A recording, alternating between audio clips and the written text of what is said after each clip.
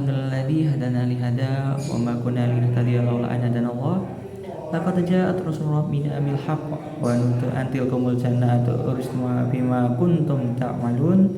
Asyhadu an la ilaha illallah wa asyhadu anna Muhammadan abduhu wa rasuluh sallallahu alaihi wasallam wa ala alihi wa ashabihi amma ba'd. Oke. Pertama kita tidak lupa untuk mengucapkan syukur yang mana Allah telah memberi kita banyak sekali nikmat, baik nikmat sehat, nikmat longgar, hingga yang paling nikmat atau rajanya nikmat atau kita bisa sebut King of Rivers atau rajanya nikmat. Nah, yaitu kita mendapatkan nikmat hidayah. Mungkin untuk yang belum sadar bahwa nikmat hidayah itu nikmat yang sangat pol. Kenapa bisa bilang sangat pol itu? Karena kalau kita lihat, kita lahir udah di keluarga yang Islam, yang undang-undang hidayah. Jadi kita itu kayak dapat langsung giveaway ya. Dengan syarat hanya menjadi anak dari orang tua Islam, orang tua kita gitu. Jadi kayak terlalu gampang gitu. Ada zaman sahabat itu kan bagaimana mereka berperang, bagaimana kehilangan tangannya, cacat matanya, kehilangan suaminya. Nah, bahkan Nabi sendiri pun juga hampir meninggal gitu, dalam suatu perang yang mana hingga patah giginya, hingga berdarah kepalanya gitu, seperti itu. Nah, Pak, memang selain itu apa contohnya, Pak?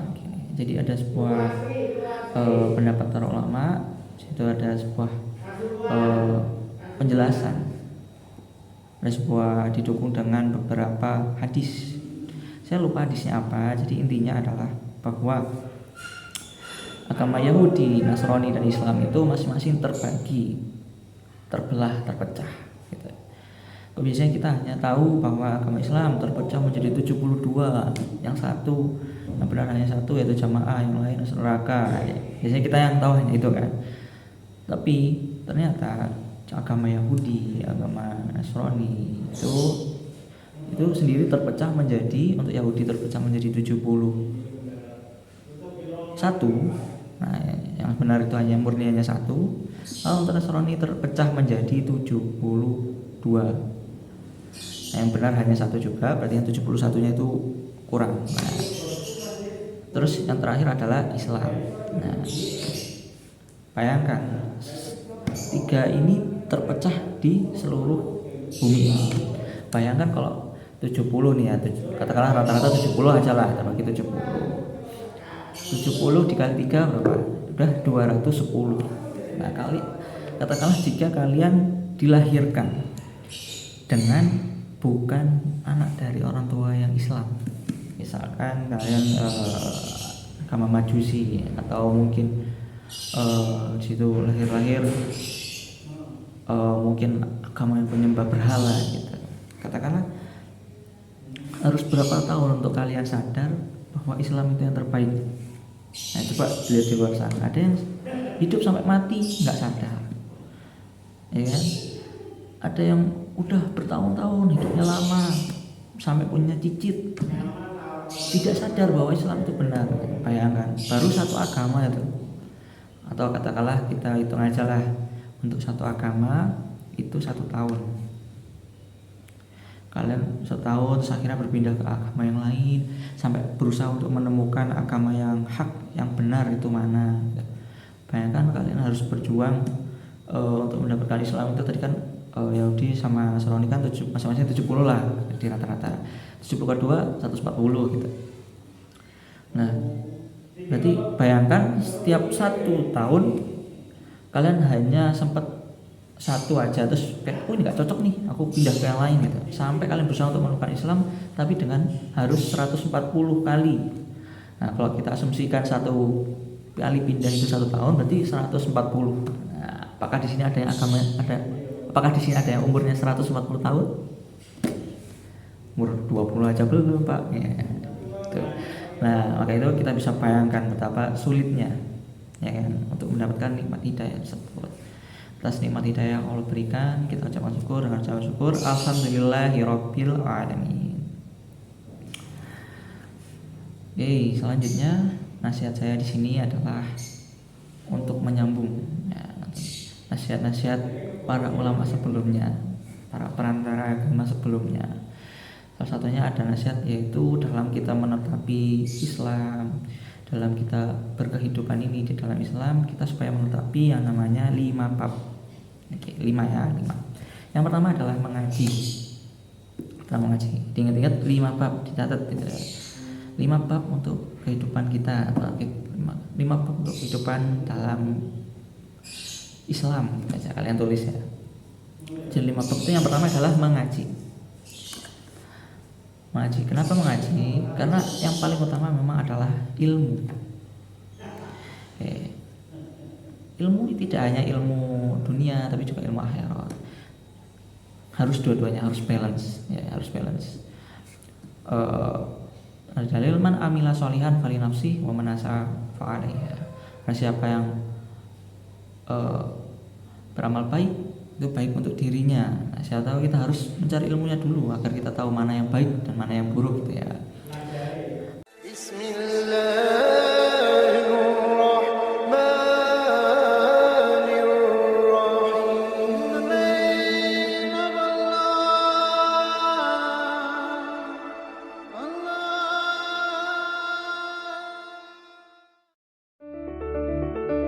Selamat datang di MTS Muhammadiyah 1 Malang.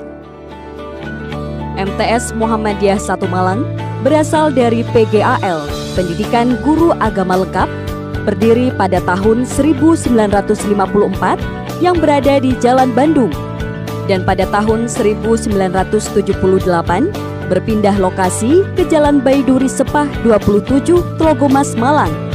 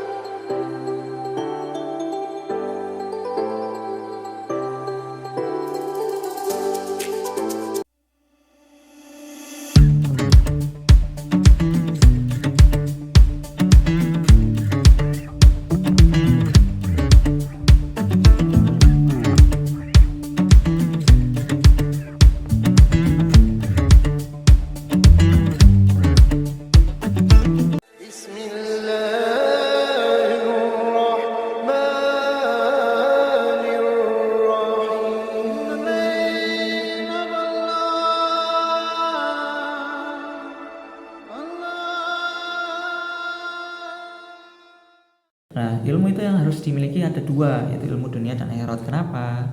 Nah, karena ada sebuah dalil man aradat dunya fa alaihi bil ilmi. Jadi ketika kalian ingin sukses dunia, para siapa mendaki dunia maka dengan ilmu.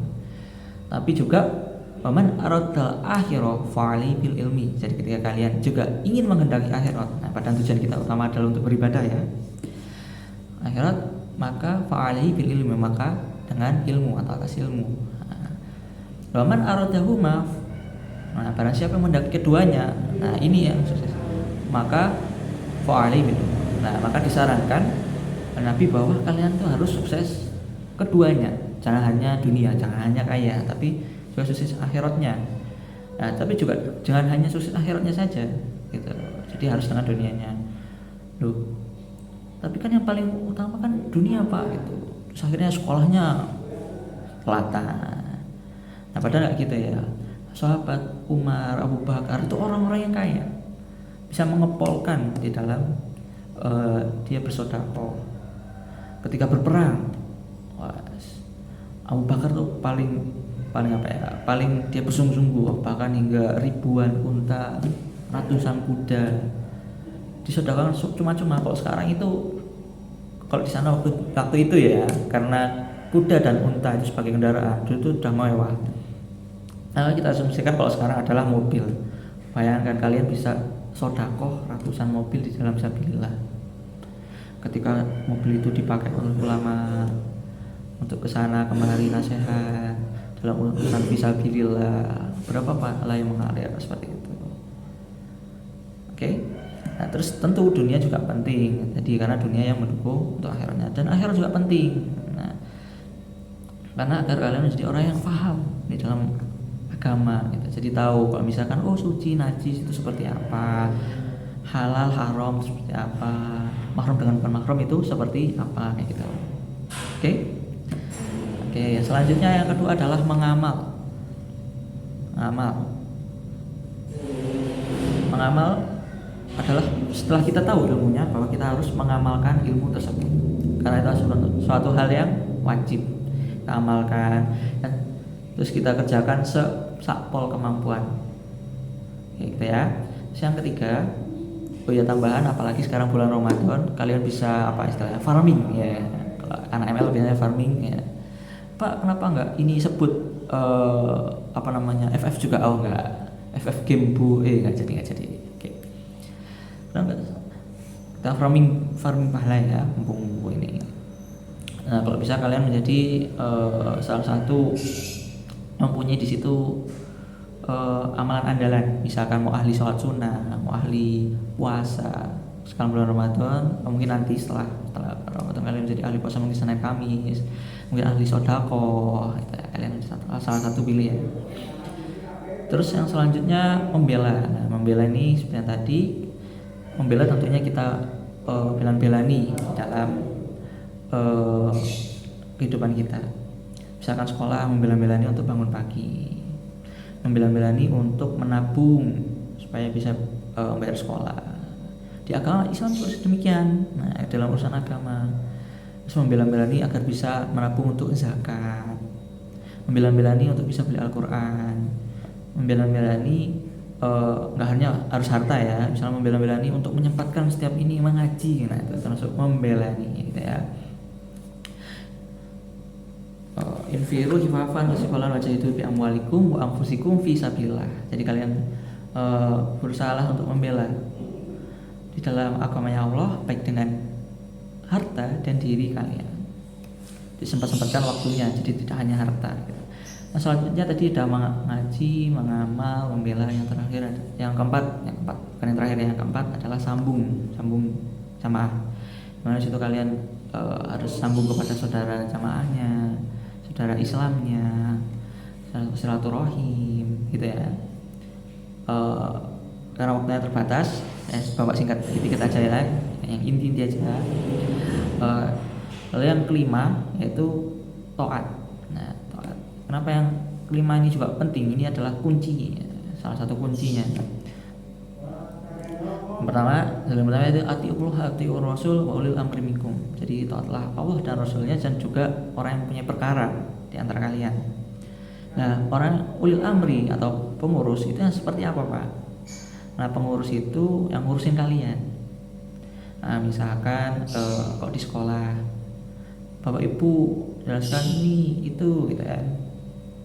Harus tetapi peraturan ini itu ya. Kalian jangan nolak, jangan melanggar. Kenapa? Ini juga diperkuat dengan dalil yang lain. Itu Waman wa may yuti'illaha wa rasulahu wa yata'atahu yuti'ilhu jannah. Jadi para siapa yang taat Allah dan Rasulnya, maka akan dimasukkan ke dalam surga. Nah, tapi yang sebaliknya wa may ya'sillaha wa rasulahu wa yata'atahu yuti'ilhu nar. Siapa yang menentang Allah dan Rasulnya, maka dia akan mendapatkan siksa neraka. Dan insyaallah itu saja untuk kultum kita. Cukup sekian, saya ucapkan terima kasih. Kami mengucapkan mohon maaf yang sebesar-besarnya. Selamat menunaikan ibadah puasa, dan sebentar lagi selamat menunaikan hari raya Idul Fitri. Taqabbalallahu minna wa minkum. Wassalamualaikum warahmatullahi wabarakatuh.